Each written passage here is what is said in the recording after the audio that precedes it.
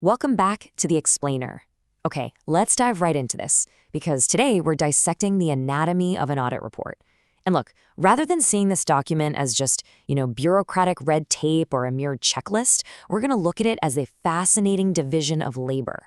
It's actually this highly structured ecosystem defined by the standards on auditing, where different parties have very specific, very weighty responsibilities. So here is our roadmap for this explainer. First, we'll look at key audit matters. Then, management's heavy lifting. Third, the auditor's real job. And finally, other legal reporting duties. Section 1. Key audit matters, the most significant findings. According to Standard on Auditing 701, key audit matters, or CAMs, are those matters that, in the auditor's professional judgment, were of most significance in the audit of the current period's financial statements. Now, I want to really emphasize that phrase, professional judgment. Right out of the gate, the standards establish that an audit report is a highly analytical process. It's not just some mathematical check of the numbers, right? It actually requires deep, professional evaluation of really complex situations. Now, what's really interesting about this is that while communicating CARMs is strictly required for the general purpose financial statements of listed entities, just look at what those matters typically are. We're talking about the valuation of goodwill, long-term assets, and complex financial instruments. This gives us, the users, immediate insight into a company's absolute biggest financial risks. The standards also note that laws or regulations might require this for other entities too, and auditors can even choose to include them for entities of significant public interest. Moving down the document, we get to Section 2, Management's Heavy Lifting, Responsibilities for the Financial Statements. You see, the audit report must include a specific section explicitly stating management's responsibilities. Under SA 200, management, and where appropriate, those charged with governance, must absolutely accept responsibility for preparing the financial statements and for the internal controls currently in force. Referencing this in the report is vital, guys. It explains to the user the foundational premise behind the entire audit. Think about it. The auditor can really only audit what management has built. This responsibility breaks down into two massive steps. Step 1 is the actual preparation of those statements according to the applicable financial reporting framework, ensuring they're free from material misstatement, whether that's due to fraud or just an error. And that directly means designing, implementing, and maintaining the right internal controls. Then we have Step 2, which involves management assessing the entity's ability to continue as a going concern, meaning, hey, is the going concern basis of accounting appropriate here? And realistically, will this business survive? And just to make absolutely sure everyone is on the exact same page, SA 210 actually requires auditors to get management to agree to these specific responsibilities in an engagement letter or written agreement before the work even begins. All right, let's flip over to Section 3, the auditor's real job, responsibilities for the audit of the financial statements. This brilliantly illustrates the division of labor we talked about at the very beginning. Think of management's daily operational duties, preparing the statements, designing the controls, assessing viability. Well, in contrast, the auditor's job isn't to create those things, but to independently evaluate them. Their job is to identify the risks, understand those controls, and ultimately issue an independent auditor's report containing their opinion. Now, I want to let this reality check from the standards hang in the air for a second. Quote, reasonable assurance is a high level of assurance, but is not a guarantee that an audit conducted in accordance with SAs will always detect a material misstatement when it exists. End quote. An audit is essentially a thorough, highly rigorous medical exam of a company's finances. It is not a crystal ball that guarantees absolute perfection. There are inherent limitations, and the standards literally require the report to state this explicitly to manage the expectations of anyone reading it. So the crucial point here is that auditors are looking for material misstatements. They aren't in there hunting for every single lost penny or some minor accounting typo. A misstatement is considered material if it, either on its own or aggregated together with others, could reasonably be expected to influence the economic decisions of the users relying on those financial statements. That right there is the threshold for their entire investigation. And to find those material misstatements, the report states that the auditor has maintained professional skepticism. Honestly, this brings a bit of a detective story flair to the document. Professional skepticism isn't just some passive state of mind. It's a continuous, active requirement. It means constantly questioning the evidence, staying hyper-alert to conditions that might indicate fraud or error, and critically assessing management's claims throughout the entire engagement. So, practically speaking, what does this active investigation actually look like? Well, the report details these specific tasks. First, the auditor must identify and assess the risks of material misstatement. Then, they have to obtain a deep understanding of the internal controls management put in place. Next, they evaluate whether the accounting practices and estimates used are actually appropriate and reasonable.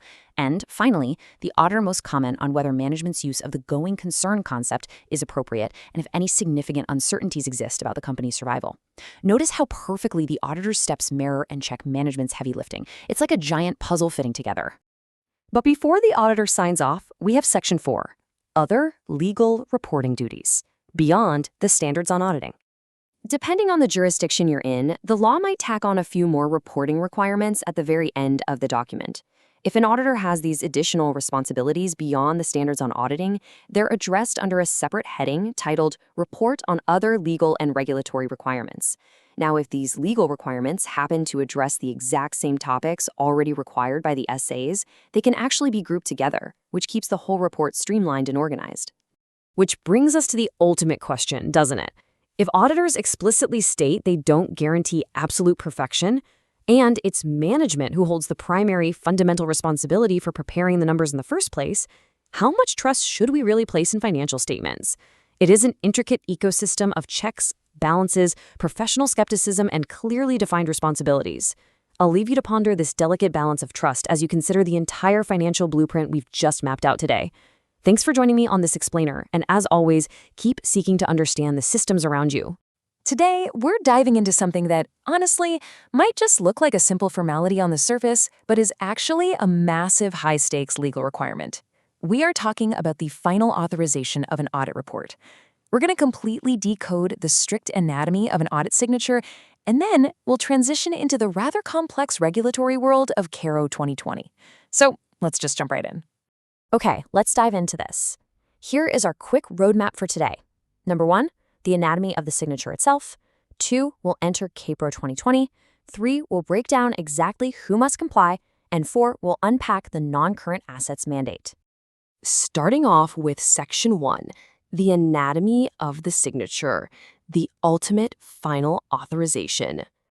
Look, when an auditor finishes their grueling work, they don't just scribble their name at the bottom of the page and call it a day, right? Before you sign on that dotted line, you have to follow some very strict naming and numbering requirements set by the standards on auditing. The report absolutely must be signed by the engagement partner in their personal name. Now, if an audit firm is appointed, it gets signed in both the personal name of the auditor and the name of the firm. Plus, you've got to include your ICAI membership number and, if applicable, the firm registration number. Basically, it creates an undeniable paper trail of accountability. Next up is the place of signature. The auditor's report has to name a specific location, which is ordinarily the city where the audit report is actually signed. And this geographical location is a strict requirement. It's not just some casual formality. It literally anchors the legal document to a specific jurisdiction. And finally, we have the date. The date of the auditor's report is a strict legal timestamp. It marks the exact specific day the auditor formally expresses their opinion on those financial statements. So these 3 elements, the specific signature details, the place, and the date, they form the absolute bedrock of the audit report's authorization. Moving right along to Section 2, enter KARU 2020, the new regulatory era. So that standard signature block we just talked about, that isn't actually the end of the story. For applicable companies, auditors have to append specific mandates known as the Company's Auditor's Report Order, or CARO 2020, and this brilliantly illustrates how things have shifted recently. The Ministry of Corporate Affairs notified CARO 2020 back on February 25, 2020, which completely superseded the older 2016 order. It officially became applicable for all statutory audits starting from the 2020 to 2021 financial year onwards. The crucial takeaway here is its statutory anchor. The matters specified in CARO 2020 literally must be included in each report made by the auditor under Section 143 of the Companies Act 2013. It is definitely not optional, folks. If the company falls under the order's purview, this highly detailed reporting is a 100% mandatory inclusion. Which brings us to Section 3, who must comply. We like to call this the checklist of relief. By default, CARO 2020 applies to every company. That even includes foreign companies operating in India. But what's really fascinating is looking at who actually gets a regulatory pass. Banking companies, insurance companies, Section 8 charitable companies, one-person companies, and small companies, they are all exempt. Why? Well, they either have their own incredibly intense regulatory frameworks already in place, or they're just deemed too small to bear this specific, heavy compliance burden. But that begs the question, what about private limited companies? Are they exempt? Well, this is where it gets kinda tricky. In fact, it serves as a critical compliance tripwire for a lot of auditors. A private company can be exempt, assuming it's not a subsidiary or holding company of a public company. But it must also meet some very strict financial thresholds. Let's run the numbers. The first magic number is 1 crore rupees. To stay exempt, a private company must have paid-up capital plus reserves and surplus of not more than 1 crore rupees as on the balance sheet date. But wait, there's more. It also must not have total borrowings exceeding 1 crore rupees from any bank or financial institution at any point of time during the financial year. So think about that. If they borrow 1.5 crore for just a single week and pay it right back, boom, KARUR 2020 applies. And the final condition is 10 crore rupees. The total revenue, which by the way includes revenue from discontinuing operations as disclosed in Schedule 3, must not exceed 10 crore rupees during the financial year. If a private company breaches even one of these thresholds, the auditor is on the hook to prepare a full KARO report. Let's move to Section 4 and see how this builds. We're doing a deep dive into the non-current assets mandate, specifically Clause 3I. So, property, plant, and equipment, or PPE, obviously constitute a massive portion of a company's total assets. Because of that, KARO 2020 demands intense scrutiny here. The auditor basically acts as a strict evaluator of both the paper records and physical reality. Step 1, they must report if the company is maintaining proper records, showing full quantitative details and the situation of PPE and intangible assets. Step 2, they have to check, has management actually physically verified these assets at reasonable intervals? And step 3, if any material discrepancies were noticed during that physical check, were they properly dealt with in the books of account? Then we get to the title deeds check, which is huge. The auditor has to verify whether the title deeds of all immovable properties disclosed in the financial statements are actually held in the name of the company. Now, there's one exception here, properties where the company is a lessee and the lease agreements are duly executed in their favor. But otherwise, ownership on paper must perfectly match the financial statements. If it doesn't, the auditor literally has to flag the discrepancy and provide all the details in a prescribed format.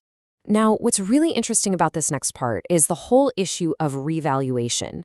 What happens if the company decides to revalue its assets during the year to reflect current market realities? Well, KARO 2020 has tightened the leash considerably on this practice. Under these new rules, if a company revalues its property, plant, and equipment, and yes, that includes right-of-use assets or its intangible assets, the auditor has to confirm that the revaluation is based on a valuation by a formal registered valuer. You can't just guess. Furthermore, the auditor has to specify the amount of change, if that change is 10% or more in the aggregate net carrying value of each class of asset. It's totally designed to bring absolute transparency to any sudden jumps in asset value. Finally, Clause 3I ends with a stark legal warning regarding Benami property. The auditor must disclose whether any proceedings have been initiated or are currently pending against the company for holding any illicit Benami property under the Benami Transactions Prohibition Act 1988. And if so, they must check whether the company has appropriately disclosed these details in its financial statements. No sweeping things under the rug here. So, from the meticulous formatting of the engagement partner's signature and ICII number, all the way to the rigorous verification of physical assets and 10% revaluation triggers, modern auditing is an incredibly exacting discipline. I want to leave you with this final provocative thought to take away. Are your records, your physical assets, and your title deeds fully, undeniably aligned before you sign on the dotted line? I'm talking about the company's auditor's report order, or as it's widely known, KARO 2020. If you've ever wondered exactly how corporate watchdogs spot those hidden financial irregularities, well, you are in the perfect place. We're going to decode the precise framework auditors use to uncover the real truth hidden deep inside corporate financial statements. Right off the bat, I want you to step into the shoes of a statutory auditor for a second. When a company's financials look, a little too perfect, where do you think the corporate funds usually hide? Are there phantom goods just sitting in some warehouse? Or maybe shadow loans being quietly funneled to related parties? As an auditor, it's literally your job to find out. Okay, let's dive into this. Here is our auditor's clipboard for today. First, the investigation toolkit. Second, Clause 2 on investigating inventory. Third, Clause 3 for tracking loans. Fourth, Clause 4 covering director dealings. And finally, Clauses 5 and 6 on deposits and costs. Section 1, the Auditor's Investigation Toolkit.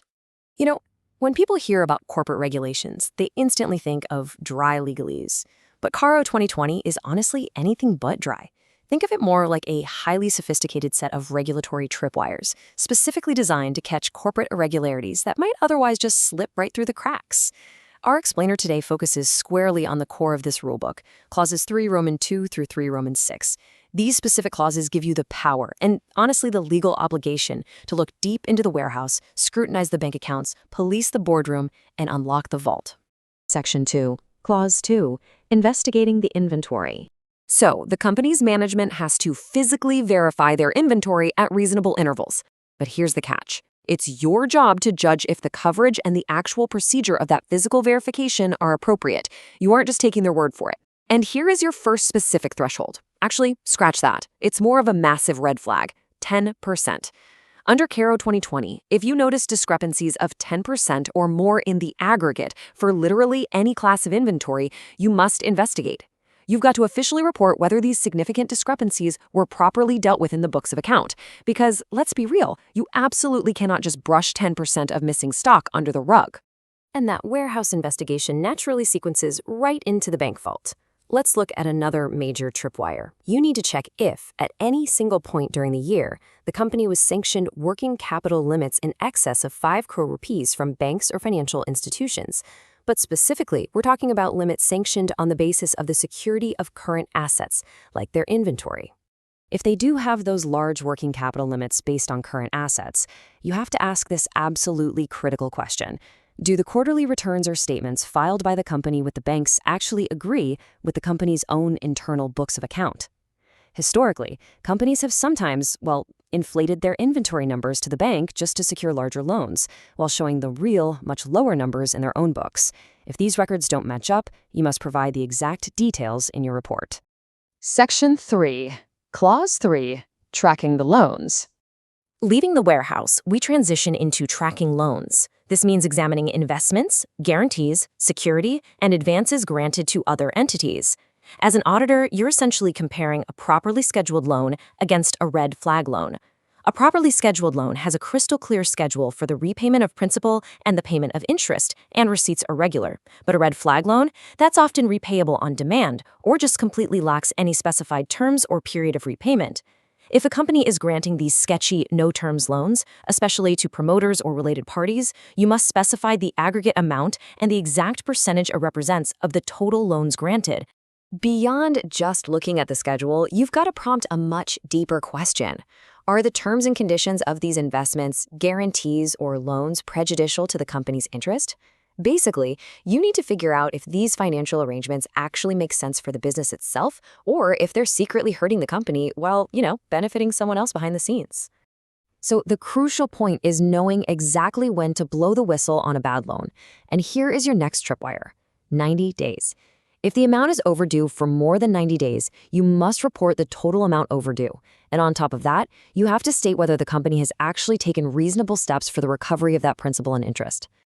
And that brings us to a classic cover-up tactic. It's known as evergreening. If a loan falls due instead of defaulting, the company might just renew it, extend it, or even grant a brand new loan to the same party just to settle the overdue amount of the old loan. It makes the books look completely clean, but it's a total illusion. CARO 2020 explicitly requires you to specify the aggregate amount of such renewed or extended dues and the percentage they make up of the total loans granted during the year. You have to call it out. Section 4, Clause 4, checking director dealings. Okay, now our investigation moves directly into the boardroom to scrutinize financial dealings with the directors themselves. When a company is lending to its own leadership, the rules get incredibly tight. you must ensure that the provisions of Section 185 and Section 186 of the Companies Act 2013 have been fully complied with. Section 185 places heavy restrictions on companies advancing loans or giving guarantees to their directors or anyone the director is interested in, and Section 186 governs the strict limits on a company making investments or providing loans beyond a certain percentage of its paid-up capital and free reserves. If the directors are bypassing these rules, you, the auditor, must provide the full details of that non-compliance. Section 5. Clauses 5 and 6. Deposits and costs. Now we arrive at the final pieces of our audit puzzle. Having secured the warehouse, the bank accounts, and the boardroom, we need to look at outside deposit money. If the company has accepted deposits from the public, you have a rapid checklist to run through. You must ensure they are fully complying with the directives issued by the Reserve Bank of India, as well as the strict provisions of Sections 73 to 76 of the Companies Act. Plus, if any order has been passed regarding these deposits by the National Company Law Tribunal, the RBI, or literally any court, you must explicitly state in your report whether the company actually complied with those orders or just ignored them. And finally, Clause 6 looks at internal record-keeping. Under Section 148, subsection 1 of the Act, the central government specifies that certain classes of companies absolutely must maintain detailed cost records related to their materials, labor, and other items of cost. So the crucial point is this. If this applies to your client, you don't just ask if they know the rule. You must physically verify that these cost accounts and records have actually been made and are properly maintained. Well, we've covered a ton of ground today unpacking the incredibly powerful tools CARO 2020 gives to statutory auditors. From counting inventory and matching bank returns to tracking evergreen loans and policing those tricky boardroom deals, this framework ensures total transparency. So, I'll leave you with this final thought. Armed with this regulatory toolkit, if you step into a company tomorrow and trip over one of these major discrepancies, as a financial detective, how will you handle it? Okay, let's jump right in. Today, we're going to look at financial compliance, but definitely not as some boring, dusty checklist. Instead, we're treating it as an active, high-stakes investigation. You see, when you look at a company's financial statements, you're essentially looking at a story the company is telling about itself. But to actually verify that story, we have to rely on the auditor. We're going to treat the auditor's report exactly like a detective's dossier. We're going to trace the money trail, uncover hidden risks, and decode the exact clauses that actually keep corporations honest. Because honestly, it's the multi-million-dollar question, isn't it? How do we know a company is actually telling the truth about its money? I mean, you and I, investors, even regulators, we can't just hang out in the boardroom every single day. And that is exactly why the law mandates that auditors dig deep. They don't just, add up the numbers. They are legally required to hunt for very specific red flags of financial mismanagement. And by understanding what the auditor is forced to look for, we can all learn how to read between the lines of pretty much any financial report. So here is our investigator's docket for today. We'll be decoding clauses 3.7 through 3.12. First up, tracking taxes and hidden income. Second, loans, defaults, and IPOs. Third, spotting and reporting fraud. And finally, we'll cover the specific NITI company compliance rules. All right, Section 1, tracking taxes and hidden income, or as I like to call it, tracking the tax trail. Under Clause 3.7v, the auditor acts as a really strict compliance officer. They have to ask, is the company regular in depositing undisputed statutory dues with the appropriate authorities? And the auditor has a massive checklist for this. We're talking about everything from employee protections, like provident funds and state insurance, to direct levies like income and wealth tax, all the way down to sales tax, service tax, customs and excise duty, VAT, and cess, the whole shebang. Why does this matter? Well, if a company is secretly struggling with their cash flow, they almost always start by quietly delaying these exact payments. The auditor is right there to catch that exact behavior. Now, what's really fascinating is how the auditor actually handles these delayed payments. They split them into two clear categories. First, you have undisputed dues. If the company just hasn't paid a clear, undisputed tax bill for more than 6 months from the date it became payable, the auditor must indicate the extent of those arrears as of the last day of the financial year. That is a huge red flag for a company's liquidity. On the flip side, we have disputed dues. If a tax hasn't been deposited simply because the company is actively fighting it, the auditor can't just ignore it. They absolutely must mention the amount involved and the exact legal form where that dispute is currently pending. It's all about total transparency. And this builds into an even more serious area under Clause 3VII. This deals with unrecorded income. The auditor has to check if any transactions that were previously hidden, meaning they literally were not recorded in the books of account, have suddenly been surrendered or disclosed as income during the year in tax assessments under the Income Tax Act of 1961. Think of this as the financial equivalent of finding a hidden safe behind a painting in a mansion. But here's the kicker, and this brilliantly illustrates the auditor's true duty. It is not enough that the company just confess this hidden income to the tax authorities. The crucial follow-up question the auditor must answer is, was this previously unrecorded income finally and properly recorded in the official books of account during this current year? The auditor basically ensures that the official public record matches the private confession they made to the taxman. Okay, let's move on to Section 2. Loans, defaults, and IPOs, where does the money go? Companies borrow money constantly, right? But under Clause 3.9, the auditor's job is to ensure those borrowed funds actually reach their promised destinations. It's a rigorous step-by-step process. Step 1. When the company took out term loans, where they applied for the exact purpose for which they are obtained. Like if they borrowed millions to build a factory, is there actually a factory being built? Step 2. If the funds were not used as promised, the auditor is legally required to report the specific amount of the loan that was diverted and state exactly what that money was actually used for instead. They expose the entire diversion. Furthermore, this clause asks the auditor to hunt for some really severe red flags in borrowing. Have they defaulted on their loan repayments or interest? Have they been officially declared a willful defaulter by a bank or any other lender?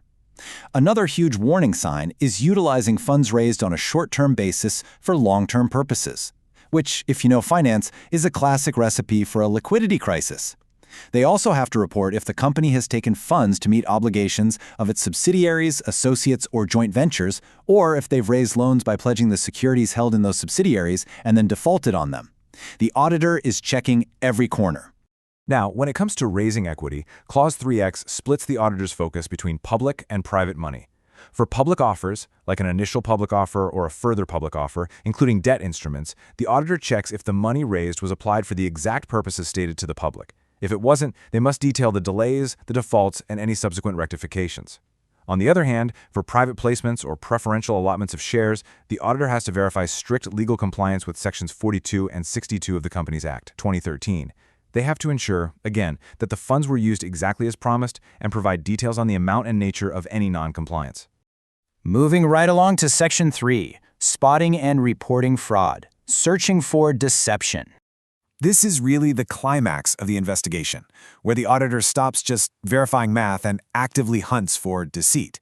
Clause 3 semi-xi is incredibly direct. The auditor must state clearly, has any fraud by the company or any fraud on the company been noticed or reported during the year? Notice how that covers both angles, whether the company's management is committing the fraud or whether the company itself is the victim of fraud. If the answer is yes, the auditor must indicate the exact nature of the fraud and the precise financial amount involved. No vague warnings are allowed here. They literally have to put a price tag on the deception.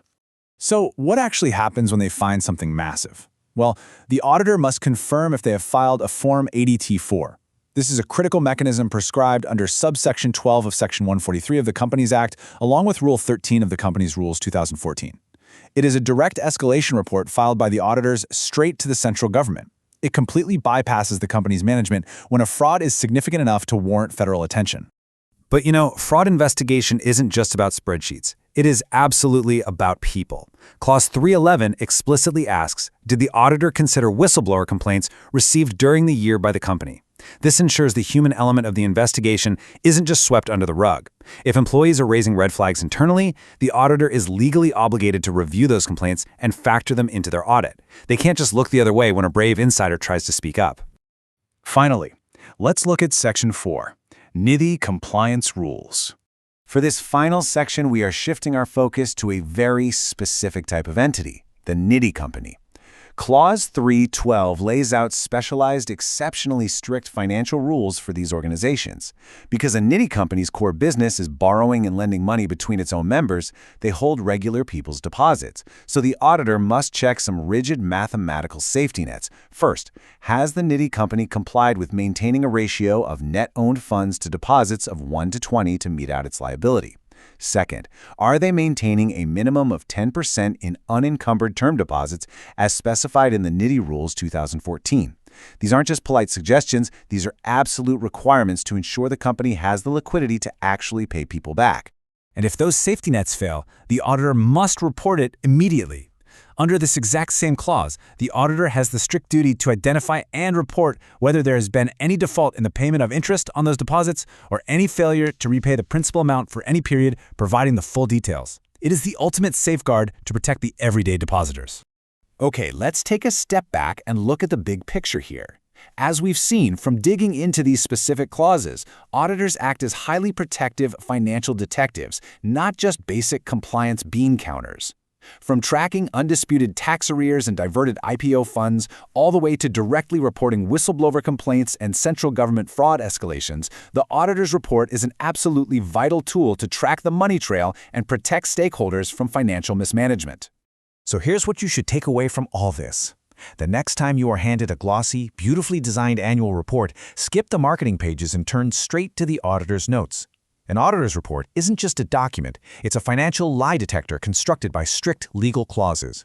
It tells you exactly where the money really went, who is fighting the tax authorities, and whether the company is built on a solid foundation or a complete house of cards. The real story is right there in the text. Are you reading yours closely? Thank you so much for joining me on this explainer, and keep your detective hats on out there.